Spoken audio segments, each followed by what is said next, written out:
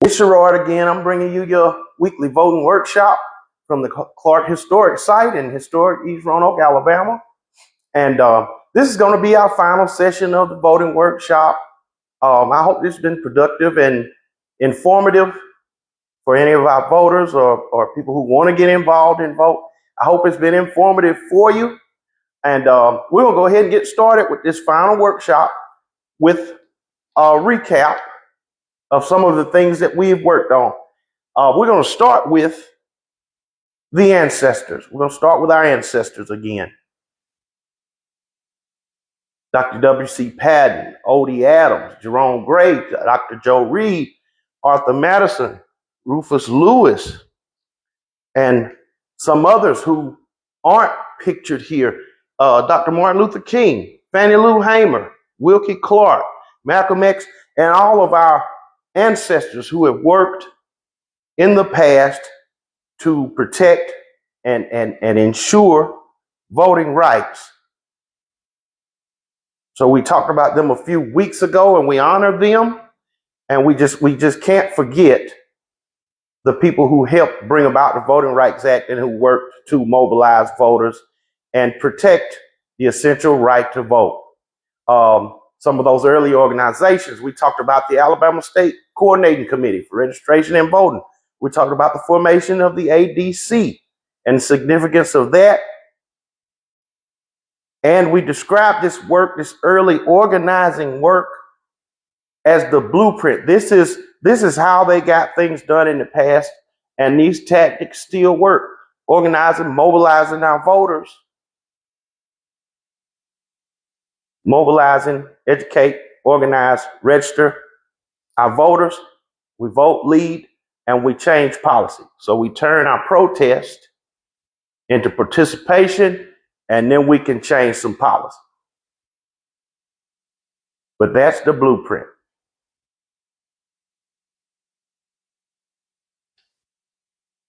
And the next thing we talked about civics and ballots and why your vote matter. And we discussed that these elections, recent elections, have been decided by narrow margins, and that your vote absolutely matters, and local government can have a great effect on your life. We talked about how voting creates change and how our barriers to voting are solvable. And this workshop is one of those solutions, I hope. So we talked about a close presidential election in 2020, a margin of 0.009%. 0.009% was the margin on that 2020 election. We talked about a Alabama governor's race decided by less than 3,000 votes. We mentioned that that Trump lost his popular vote. He did not have a majority of the vote. Only 46% was the total on that 2016 election. We talked about a local mayor's election that was decided by 32 votes. And we talked about the 2024 election that was decided by 2.2 million votes out of 77 million. So we talked about these narrow margins. These narrows are margin, so every vote matters. Every vote counts and every vote matters.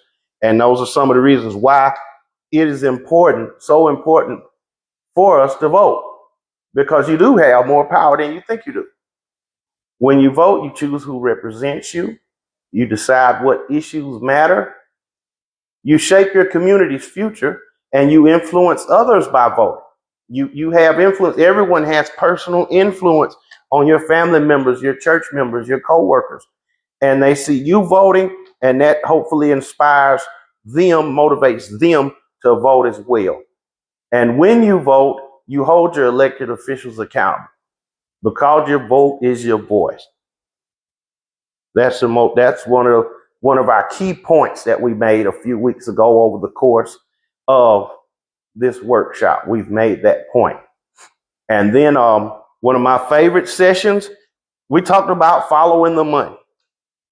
We talked about following the money, and we followed the flow of government funds from the federal government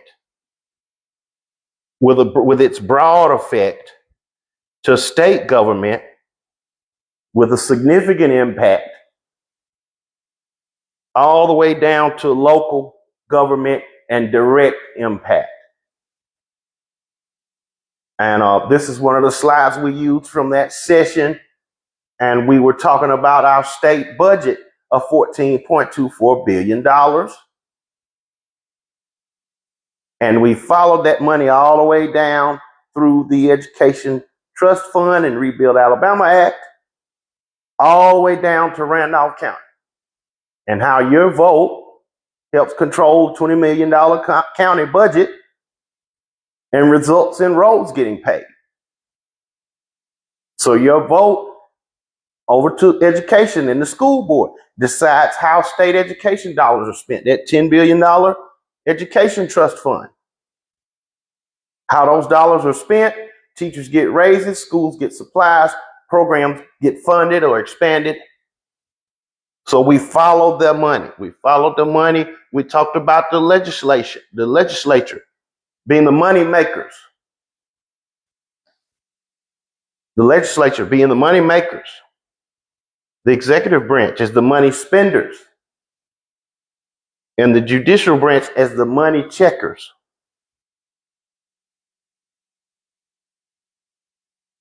And the next thing we talked about being informed. Your vote is your voice, but your voice must be informed. And we talked about the effect of dark money and no caps on contributions from corporate and individual donors, high market cap donors affecting elections, out-of-state donors and super PACs affecting local elections, people who don't even live in our state, but contributing money to political candidates and influencing elections. And that was part of following the money, but also that segues into being an informed voter. And another part of being an informed voter is understanding that $1.9 billion was spent on campaigns in the election cycle. And that money, that $1.9 billion, we have to be informed and realize that $1.9 billion was spent to control those budgets. I think when we go back to the state, it was $115 million spent in Alabama on elections to control that $14 billion budget. So $115 million spent to control $14 billion. I'm sorry. $14 billion. Because you can't ignore, we can't look over the fact that there is an economic effect to elections. And then we asked, while we were talking about voter information, we said that you should, these are some questions you should ask yourself before you cast your ballot, before you decide to support a particular candidate. You should watch for manipulation. So does the ad or the material, we're being bombarded with information on social media, and that material on social media is designed to evoke emotional response. So if you watch an ad or particular ad on social media and it makes you angry or it invokes that emotional response, you should pause. You should pause and find out what these people are talking about. We should research these candidates. What policies do they support? What is their voting record? Who's funding their campaign? Remember the dark money. Have they served the community? And do their actions match their promises? They may be talking the talk, but are they walking the walk? Do their actions match the talk? Match the talking point? And the last point on being informed was checking our sources. Learn to verify the information that you're being presented with. Check multiple sources. Don't just trust a single source. Look at multiple sources and figure out exactly what people are talking about and figure out if what they're telling you is accurate. Read beyond the headlines. Some media outlets use sensational headlines to evoke those emotional responses. Read beyond the headlines. Verify the dates. Watch the full interview. Just don't take a sound bite. Just don't take a clip. Go find that interview and make sure those statements aren't taken out of context. We should use trusted election websites. Find reliable, trusted sources to get your information from and be an informed voter.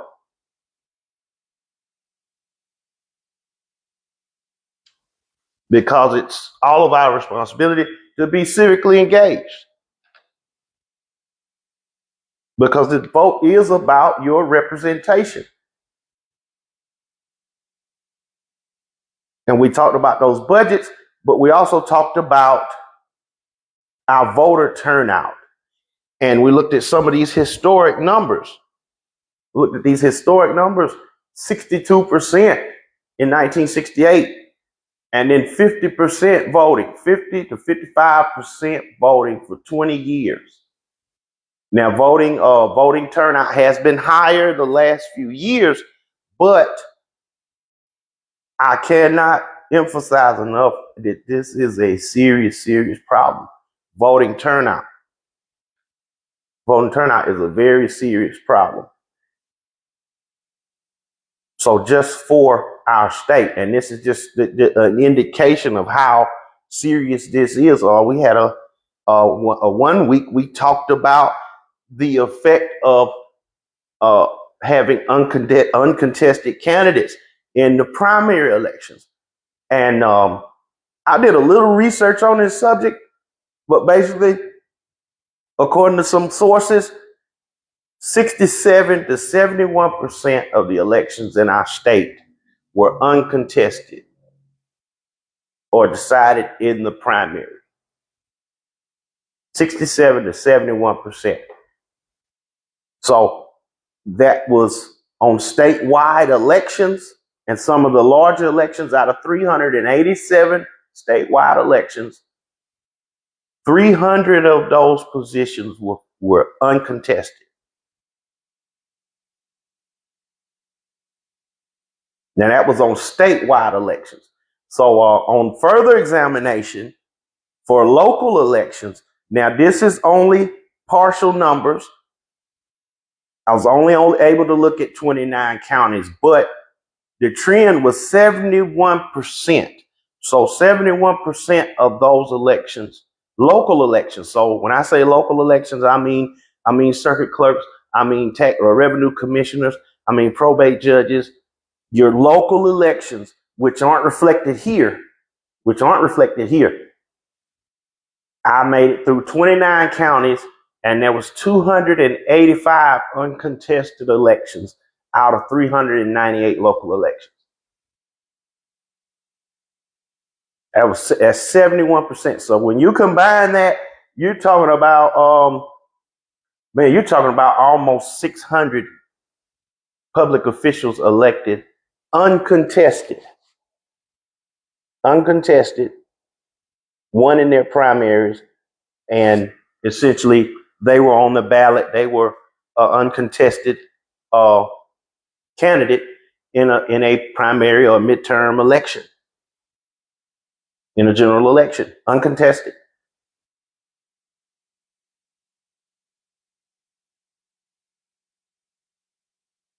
What happens when we don't vote? We were just talking about this. You got uncontested elections. So basically these people are elected by a smaller proportion of the population, and that is not representative of the population, of the real population, because of low turnout. Because we're talking about 60, 50% turnout. And that comes all the way down to your representation. Other people decide for you when you don't vote. You give power to larger special interests and wealthy donors and outsized influence. And you give the power to a smaller group that doesn't necessarily represent you, and then your voice isn't heard. So you let other people decide for you. You give smaller groups more power, and your voice isn't heard when you don't vote.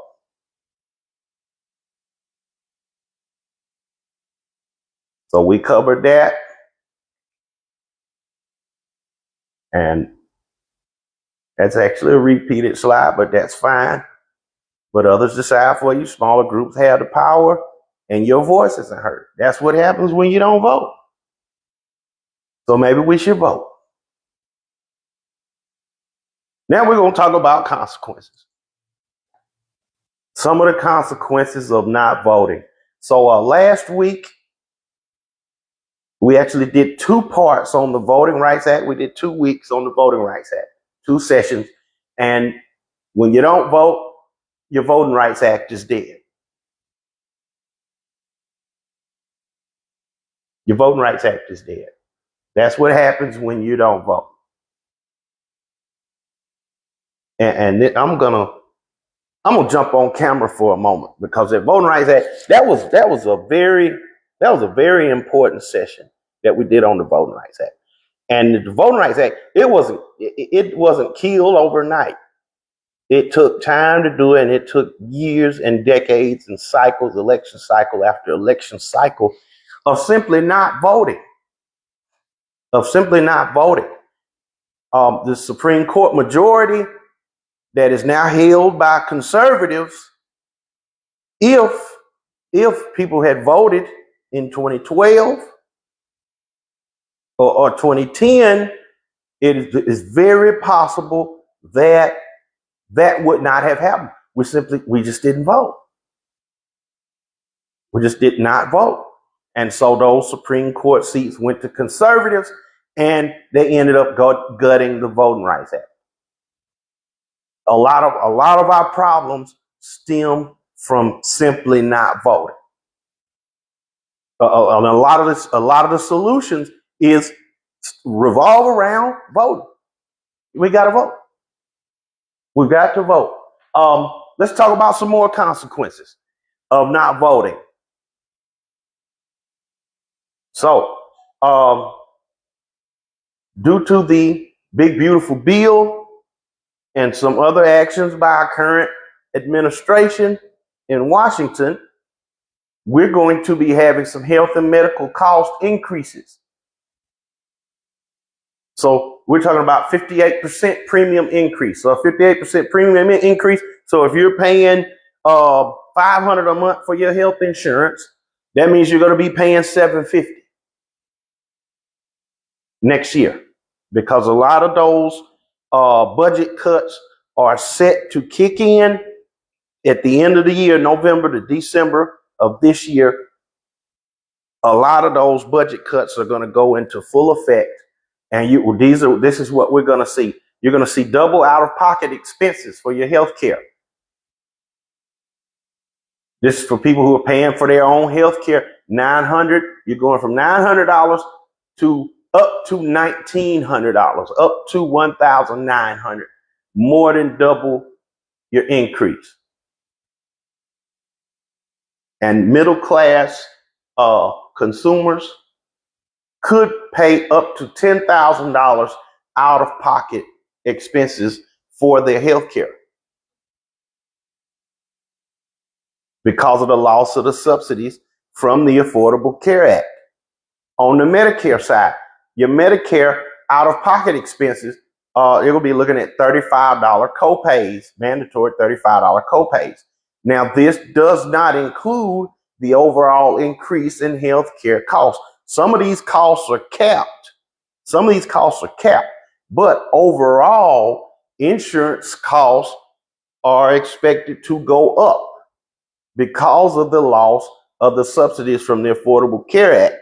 which were cut in the big beautiful bill, which is going to go into effect later this year. So in general, all healthcare costs are expected to go up, even employees.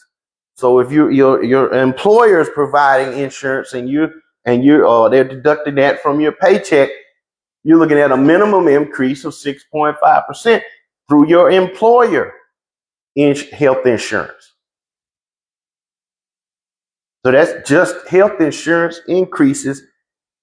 This is and some of these things for our elders, your mother, your grandmother, your elders, some of them are already paying higher premiums and higher copays already. So some of y'all should go and talk to your elders, talk to your parents and your grandparents, and find out what they say about this, because I'm pretty sure that some of them are going to tell you they have already seen increases, and whatever they're paying now, or whatever all of us, whatever we're paying now, you're going to be paying more next year. You're going to be paying more next year unless we can turn this election and reverse the actions that have already been taken, because these things have already happened. This is not what's going to happen. Yes, it is going to happen in the future, but the bill is already passed. We're going to have to vote and elect people in who will reverse this, because these things are already happening. This is not a matter of something that's gonna happen. These things have already happened. The vote has already passed. The bill has already passed. It just hasn't gone into effect. Here's some more consequences for you. We've got increased costs for fuel. We got increased medical costs. We got increased costs for household goods due to tariffs. And the tariffs increase the cost of our goods, and we get a lot of goods from China. We have a lot of imported goods in the country. So we're paying more due to the tariffs, or we did pay more due to those tariffs, but still that money is you've already spent that money. It's already gone. It's already out of your pocket. So you've already paid for it. We've had stagnant wages for years. Many people are working and have not had a significant raise in years. Many people have been on the job for years and have not got a meaningful raise through their employer. And what's happening is, combined with the stagnant wages and inflation. So we have regular inflation, which is 5% a year. But now we have a new thing now, which is being called situational inflation. So because of the events and the things that have happened the last year, we're paying even more. So our dollar buys less goods now than it did last year. So we're looking at an increase in the average American household. So when I say average American household, so I'm talking about 2 adults and 2 children. 2 adults and 2 children are going to pay $3,881 more than whatever they were paying in 2025. Some people have already seen this increase. This increase has already been realized for a lot of people, but this is what we got between January 2025 and January of this year.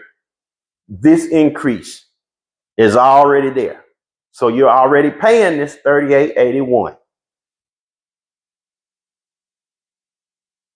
Now, in addition to this,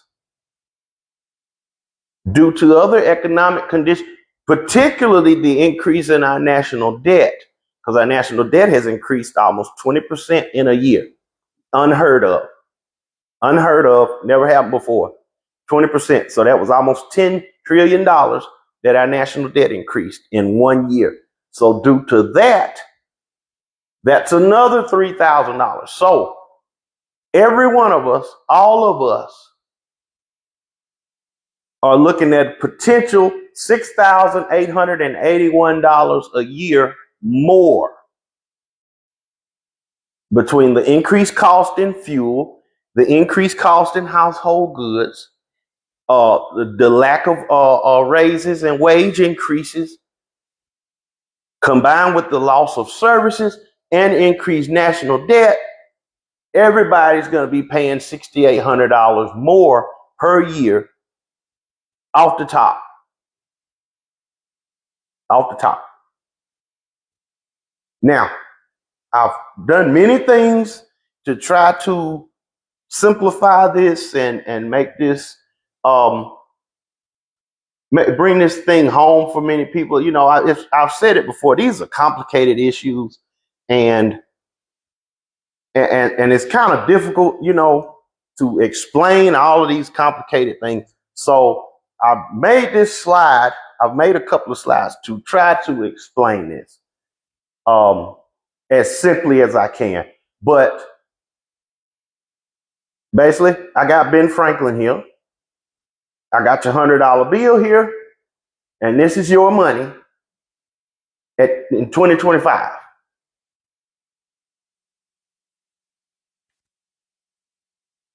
Okay. Did you all catch it?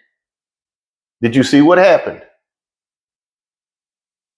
That's 2026. This is your money in 2026. This is your money in 2027. This is what's happening to your money. This is what will happen. And that's 2028. So let's start over. I don't know if I want to make sure that everybody catches this. Okay. So whatever you had, if you had $100 in 2025, it's not $100 anymore. It's not $100 anymore. It's less. It's between $95 and $80.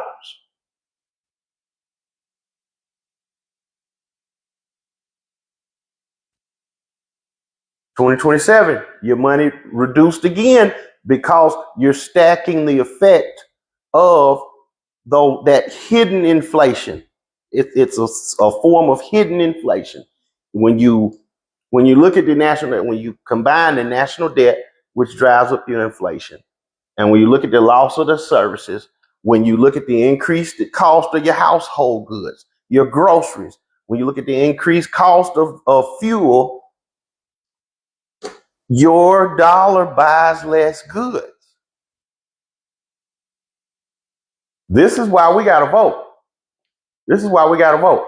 So this is not something that's going to happen. These are all things that have already happened. So that's your money. That's what's happening to your money. So if maybe some people have noticed, I'm going to come back on screen. Maybe some people have noticed, that, you get paid on Friday and your funds, your check used to last until Thursday. But maybe you have noticed that check is not lasting till Thursday anymore. Maybe it's giving up around Wednesday, Tuesday or Wednesday. So that money, that paycheck, and that company that hasn't given you a raise in a few years, that is squeezing you. It's a squeeze. And combined with the actions of the current administration, this is what's happening. And this is why we got to vote. This is why we got to vote. Now I hope you all can see that one. But here's some things that we've got to do moving forward. We've got to verify our information before we share it. We got to help educate our younger voters. Um, the um, the age group, I think from 18 to 35, one of the largest growing sectors of voters, our young people. We've got to get our young people involved, informed, and get them to the polls. Uh, and I hope this has been informative about teaching people about learning about local government. I hope this workshop has helped some people. I hope some people have learned something here. And also, we have to stay engaged. We have to stay engaged, not just for this election, every election. We need to stay engaged. We got to stay engaged. We got to stay informed, and we've got to watch what's going on. We can't afford to take any more breaks. We can't take elections off. We can't take years off, because as I explained, we're in some serious times. We're in some serious times, and voting, every vote matters. Every vote is essential, and we can make a difference with this, but we've got to mobilize our voters. So I'll call everyone to action. We talked about our organizers and the blueprint that they left us. We've got to use whatever resources we have. So if you are a minister in a church, you should be using your platform to increase voter awareness and help increase our voting turnout, because we've got to reverse the effects of this current administration and some of the things that have happened. We've got to increase our turnout. Use whatever platform you have. If you have a social media account, use your social media account. Find good information. Share that good information. Speak your mind. Speak your mind. What's important to you? What issues are important to you and you think are relative to you? Use whatever tools that you have. If you have a social media account, if you have a church pulpit, if you have a business, any resource that you have to help mobilize voters, help inform voters, and get people out to vote. Even if it's some people that are matriarchs of families, we have our ancestors, our elders, grandparents, and they have influence over their families. Use that influence, your grandmother or grandfather. Use that influence over those children and grandchildren, and use that to encourage them and require them to vote, because this is a vital election. This is an important election, and we've got to stem this tide. We've got to turn this thing around, and voting is the only way that we're going to get that done. So, and that's our call to action: is mobilize anyone who's able, voting age. They should be registered to vote. If you're not registered to vote, I encourage you, I implore you to please go and register to vote. We have some people who, may have gotten in some trouble, and maybe, have felons and may have lost their voting rights. Get in touch with the Board of Pardon and Parole, and let's go ahead and start that process to restoring your vote. You can't get your voting rights restored, then you should make it your goal to get 2 people to the poll. If you can't vote, bring 2 people to the poll and make sure that 2 other people do vote. And everyone we should use whatever you have, use whatever resources, whatever tools you have to increase our voting turnout, because this is vital. This election is vital, and we've got to stem this tide. So this is going to be my last workshop. This is going to be my last workshop. I might be coming on to share some thoughts at some time, but as far as our weekly voting workshop, this will be the final session. I'd like to thank everybody for coming out, anyone who came here in person, anyone who's watched some videos or popped in on Facebook or YouTube. Also, I encourage anyone, please join us on YouTube. We're trying to get that YouTube channel built up, get some subscribers there. We will be putting out some more material, but as far as the voting workshop, this is the last session. I've really enjoyed doing it for you. I've learned a lot. I hope you've learned something too. And that's it for me. This is Sherrod. I'm signing off.